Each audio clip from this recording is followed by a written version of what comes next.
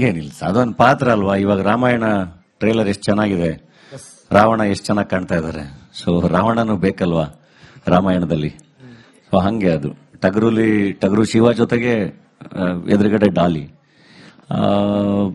ಆಕ್ಟರ್ಗಳಾಗಿದ್ದಾಗ I think ಎಲ್ಲಾ ಪಾತ್ರಗಳನ್ನು ನಾವು ರೆಪ್ರೆಸೆಂಟ್ ಮಾಡಬೇಕು. ಅಂಡ್ ಟು ಬಿ ಆನೆಸ್ಟ್, ಎಲ್ಲಾ ಹೀರೋಗಳಿಗೂ ನೆಗೆಟಿವ್ ರೋಲ್ ಮಾಡಬೇಕು ಅನ್ನೋದೊಂದು ಆಸೆ ಇದ್ದೇ ಇರುತ್ತೆ. ಸೊ ನನ್ನ ಲೈಫಲ್ಲಿ ನೆಗೆಟಿವ್ ರೋಲ್ ಮೂಲಕನೇ ಬ್ರೇಕ್ ಸಿಕ್ಕಿದ್ದು ಬಹಳ ಖುಷಿ. ಎಸ್, ಡಾಲಿ ಅಂದ್ರೆ ಇವತ್ತು ಯುವ ಶಕ್ತಿಗೆ ಒಂದು ಸಂದೇಶ. ನೀವು ಕೊಟ್ಟಂತ ಒಂದಷ್ಟು ಬಡವ್ರ ಮಕ್ಕಳು ಬೆಳಿಬೇಕು ಅನ್ನುವಂತ ಹೇಳಿಕೆ, ಅದು ದಿನ ಕಳೆದಂತೆ ಆ ವ್ಯಾಖ್ಯಾನನೇ ಚೇಂಜ್ ಆಗೋಯ್ತು. ಟ್ಯಾಲೆಂಟ್ ಇದ್ದವ್ರು ಮಾತ್ರ ಬೆಳಿಬೇಕು ಅಂತ. ಸೊ ಹಲವು ಕಡೆ ಸಮರ್ಥಿಸ್ಕೊಂಡಿದ್ದೀರಾ, ಬಟ್ ಇದೊಂದು ವೇದಿಕೆ ನಿಮಗೆ ಮುಕ್ತವಾಗಿ ಹಂಚ್ಕೊಳ್ಳೋದಕ್ಕೆ. ಎರಡೂ ಒಂದೇನೆ ಅಲ್ಲ. ಅಂದ್ರೆ ಈಗ ಇಲ್ದಲೇ ಇರೋರು ಬೆಳಿಬೇಕು ಅಂದ್ರೆ ಅವರಲ್ಲಿ ಪ್ರತಿಭೆ ಇಲ್ದಲೆ ಕಷ್ಟಪಡ್ದಲೆ ಯಾರು ಬೆಳೆಯಕ್ಕಾಗಲ್ಲ. ಪ್ರತಿಭೆ ಇದ್ರೆ ಮಾತ್ರ ಬೆಳೆಯಕ್ ಸಾಧ್ಯ ಅಷ್ಟೇ. ಸೊ ಐ ಥಿಂಕ್ ಪ್ರತಿಭೆ ಬೇಕೇ ಬೇಕು, ನೀವೆಲ್ಲಿಂದ ಬಂದ್ರು. ಸೊ ಅದರಲ್ಲೇ ಅಂದ್ರೆ ಐ ಥಿಂಕ್ ದಟ್ಸ್ ಎಕ್ಸ್ಪ್ಲೈನ್ಡ್. ಅಲ್ಲ, ಅದೇ ನಾನು ಕೇಳ್ತಾ ಇರೋದೇನು ಅಂದ್ರೆ, ಈ ನೆಗೆಟಿವಿಟಿಗಳನ್ನ ಅಥವಾ ನೆಗೆಟಿವ್ ಕಮೆಂಟ್ಸ್ ಅನ್ನ ಯಾವ ರೀತಿ ಹ್ಯಾಂಡಲ್ ಮಾಡ್ತೀರಾ ಅಂತ. ಅಲ್ಲ, ಯಾವ್ದನ್ನು ಈಗ ನಾವು ಕುತ್ಕೊಂಡು ಇಷ್ಟೊತ್ತು ಮಾತಾಡಿದ್ದನ್ನು ಹೆಂಗ್ ಬೇಕಾದ್ರೂ ವ್ಯಾಖ್ಯಾನ ಮಾಡಬಹುದು, ಯಾರು ಹೆಂಗ್ ಬೇಕಾದ್ರೂ ಅರ್ಥ ಮಾಡ್ಕೋಬಹುದು, ಅದು ಅವ್ರವ್ರಿಗೆ ಬಿಟ್ಟಿದ್ದು. ಸೊ ಐ ಥಿಂಕ್ ಅದ್ರ ಬಗ್ಗೆ ತುಂಬಾ ಅದನ್ನ ಅಟೆಂಡ್ ಮಾಡಕ್ಕೆ ಹೋಗ್ಬಾರ್ದು. ಅದು ಅಟೆಂಡ್ ಮಾಡಕ್ಕೆ ಹೋದ್ರೇನೆ ಪ್ರಾಬ್ಲಮ್.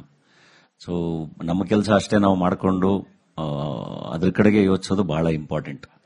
ಮುಂದಿನ ಗುರಿ ಏನಿದೆ ಸರ್ ಇವಾಗ ಸದ್ಯದಲ್ಲಿ? ನಂದು ಅಣ್ಣ ಫ್ರಮ್ ಮೆಕ್ಸಿಕೋ ರಿಲೀಸ್ ಇದೆ ಡಿಸೆಂಬರ್ ಅಲ್ಲಿ. ಅಂಡ್ 666 ಆಪರೇಷನ್ ಡ್ರೀಮ್ ಥಿಯೇಟರ್ ಇನ್ನೇನು ಶೂಟ್ ಕಂಪ್ಲೀಟ್ ಆಗ್ತಾ ಇದೆ. ಎರಡು ಬಹಳ ದೊಡ್ಡ ಸಿನಿಮಾಗಳು. ಸೊ ಅವುಗಳನ್ನ ಪ್ರೇಕ್ಷಕರಿಗೆ ತಲುಪಿಸಬೇಕು. ಸೊ ನಟನಾಗಿ ಬಹಳ ಡಿಫರೆನ್ಸ್ ಮಾಡುವಂತ ಸಿನಿಮಾಗಳು ನನ್ನ ಕೆರಿಯರ್ಗೆ. ಅಂಡ್ ನಿರ್ಮಾಣದಲ್ಲಿ ಹೆಗ್ಗಣ ಮುದ್ದು ಅಂತ ಮತ್ತೆ ಹೊಸಬ್ರ ಜೊತೆ ಒಂದು ಸಿನಿಮಾ ರಿಲೀಸಿಗೆ ರೆಡಿ ಇದೆ. ಸೊ ಸದ್ಯಕ್ಕಷ್ಟು, ಇನ್ನು ನೋಡೋಣ, ಹೆಜ್ಜೆಗಳು ಇಡ್ತಾ ಇನ್ನು ಏನೇನು ಹೆಜ್ಜೆ ಇಡಬೇಕು ಅನ್ಸುತ್ತೆ ನೋಡ್ಕೊಂಡು ಪ್ಲಾನ್ ಮಾಡಬೇಕು. ಬೇರೆ ರಾಜ್ಯದ ಸಿನಿಮಾಗಳಿಗೂ ಕೂಡ ನೀವು ಕಾಲಿಡ್ತೀರಿ.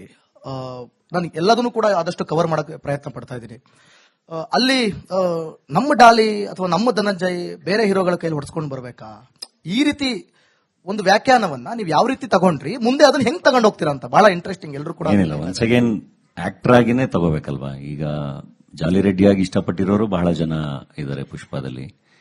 ಅಂಡ್ ಹೆಂಗೆ ಇವಾಗ ಈಗ ನೀವು ಇಷ್ಟು ಜನ ಮೀಡಿಯಾ ಒಂದು ಕುಟುಂಬ ಅಂತ ಇದಿರಲ್ಲ, ಹಂಗೇನೆ ಸಿನಿಮಾನು ಕೂಡ ಒಂದು ಕುಟುಂಬ. ಅದು ಎಲ್ಲಾ ಭಾಷೆಗಳಲ್ಲೂ ಅದು ಒಂದು ಸ್ನೇಹ ಸಂಬಂಧ ಎಲ್ಲದು ಹಂಗೆ ಬಹಳ ಚೆನ್ನಾಗಿರುತ್ತೆ. ಅಂಡ್ ಅದನ್ನ ಸಿನಿಮಾ ಆಗಿನೇ ನೋಡ್ಬೇಕು, ಪಾತ್ರ ಆಗಿನೇ ನೋಡ್ಬೇಕು. ಇವಾಗ ನಾನು ಡಾಲಿ ಮಾಡಿದಾಗ ಶಿವಣ್ಣ ನನ್ಗೆ ಹೆಂಗೆ ಫೈಟ್ ಅಲ್ಲಿ ಹೊಡಿಬಹುದು, ಹಂಗೆ ನಾನು ಇನ್ನೊಂದು ಪಾತ್ರ ಮಾಡಿದಾಗ ಇನ್ನೊಂದು ನಾಯಕನ ಪಾತ್ರ ಖಳನಾಯಕನಿಗೆ ಡೆಫಿನೆಟ್ಲಿ ಹೊಡಿಲೇಬೇಕಾಗತ್ತೆ. ಸೊ ಅಂದ್ರೆ ಇವಾಗ ನಾನು ಅಂದ್ರೆ ಅವತ್ತು ಎಲ್ಲವನ್ನು ಮಾಡ್ತಾ ಇದ್ದೆ, ಇವತ್ತು ನಾನು ತುಂಬಾ ಯೋಚನೆ ಮಾಡಿ ಸೆಲೆಕ್ಟ್ ಮಾಡ್ಕೊಂಡು ಮಾಡ್ತಿರೋದು. ನನಗೆ ಡಿಫರೆನ್ಸ್ ಮಾಡುವಂತ ಪಾತ್ರಗಳಿದ್ರೆ ಮಾತ್ರ ಮಾಡ್ತೀನಿ, ಅದ್ ಬಿಟ್ರೆ ತುಂಬಾ ಮಾಡ್ತಾ ಇಲ್ಲ ನಾನು. ಧನಂಜಯ್ ಅವರಿಗೆ ಹಣ, ಯಶಸ್ಸು ಮತ್ತೆ ಹೆಸರು, ಇದರಲ್ಲಿ ಯಾವುದು ಪ್ರಮುಖ?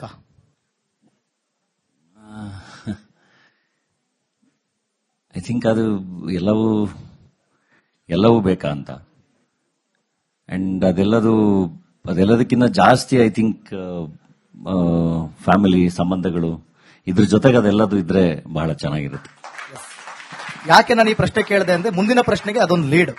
ಮುಂದೆ ಡಾಕ್ಟರ್ ರಾಜ್ಕುಮಾರ್ ಅವರ ಕಾಲದಲ್ಲಿ 100 ದಿನ ಯಶಸ್ವಿ ಪ್ರದರ್ಶನ, ಅದು ದಿನ ಕಳೆದಂತೆ ಏನಾಗ್ತಾ ಹೋಯ್ತು ಅಂತಂದ್ರೆ ಇಷ್ಟು ಕೋಟಿ ಕಲೆಕ್ಷನ್. ಈಗ ಮೊನ್ನೆ ನೋಡ್ತಾ ಇದ್ದೆ, ನಾನು ಹೆಸರೆತ್ಕೊಳ್ಳೋಕೆ ಹೋಗೋದಿಲ್ಲ, 5 ಲಕ್ಷ ಜನ ನೋಡಿದ್ರು ನಮ್ಮ ಸಿನಿಮಾನ